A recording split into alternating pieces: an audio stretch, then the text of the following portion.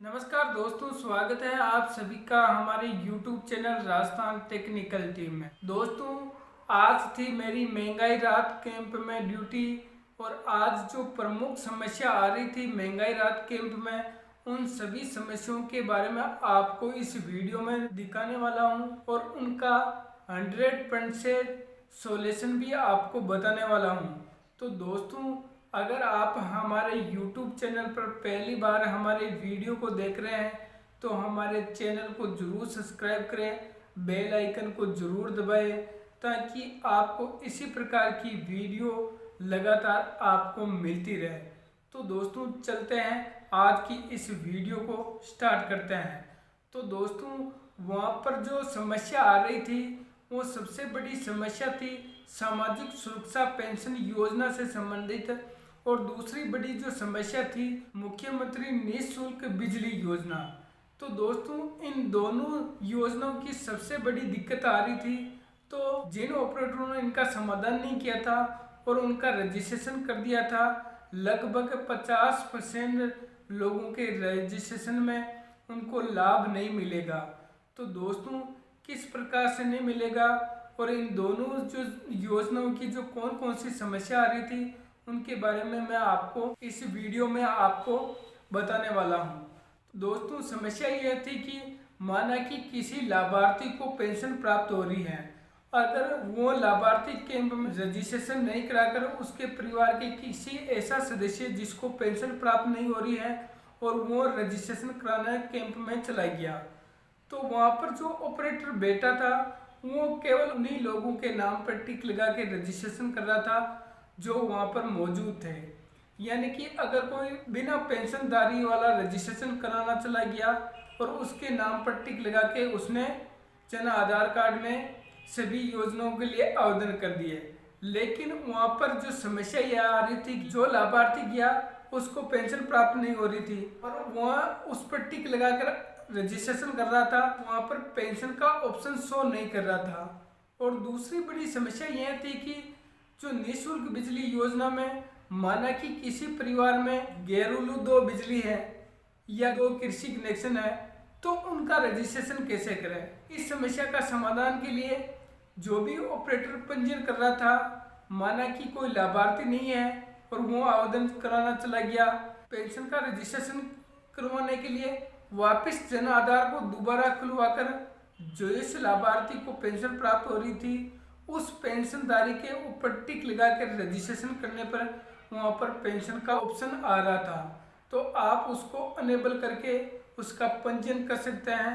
और दूसरी जो समस्या यही थी सामाजिक सुरक्षा पेंशन योजना में कि ऐसे लाभार्थी हैं जिनको पहले से ही 1000 रुपया और 1500 रुपये की पेंशन प्राप्त हो रही थी, उनके भी महंगाई राहत कैंप में पेंशन का ऑप्शन डिसेबल बता रहा था। तो दोस्तों, ऐसे लाभार्थियों को राज्य सरकार 1000 रुपये की पेंशन पहले से ही दे रही थी और 1500 रुपये की पेंशन पहले से ही दे रही थी, तो उनका रजिस्ट्रेशन संभव नहीं है।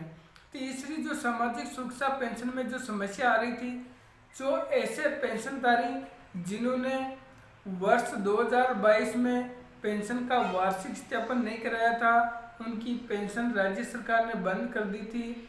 ऐसे लाभार्थियों के भी महंगाई राहत कैंप में पेंशन का ऑप्शन डिसेबल बता रहा था, लेकिन उनका तुरंत ही पेंशन का वार्षिक सत्यापन करने भी ये नहीं बता रहा था, क्योंकि पेंशन को वापस दोबारा चालू होने में लगभग 1.5 महीने का समय लगेगा।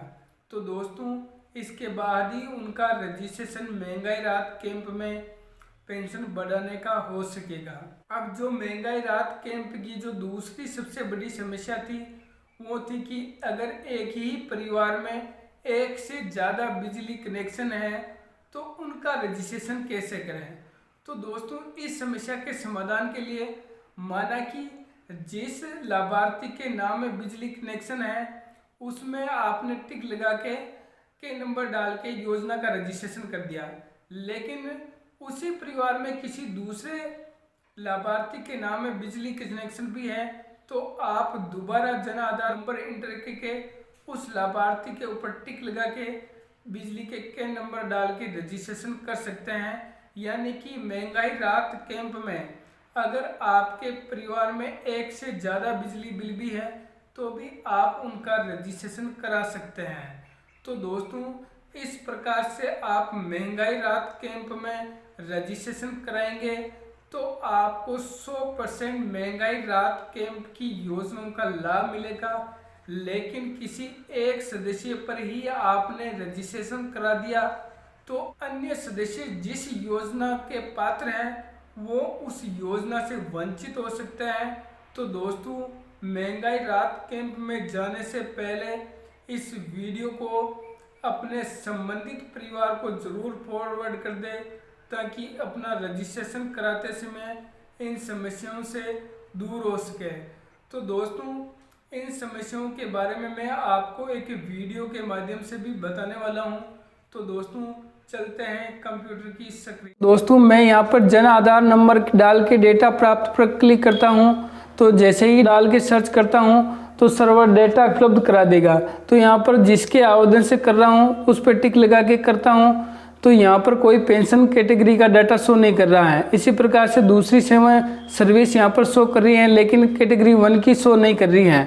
तो अब आपको जो लाभार्थी हैं उस पर टिक लगा के जारी रखे पर क्लिक करना है। जैसे ही यहाँ पर क्लिक करेंगे तो यहाँ पर पेंशन का ऑप्शन अनेबल हो जाएगा और आप फॉर्म को सबमिट कर सकते हैं।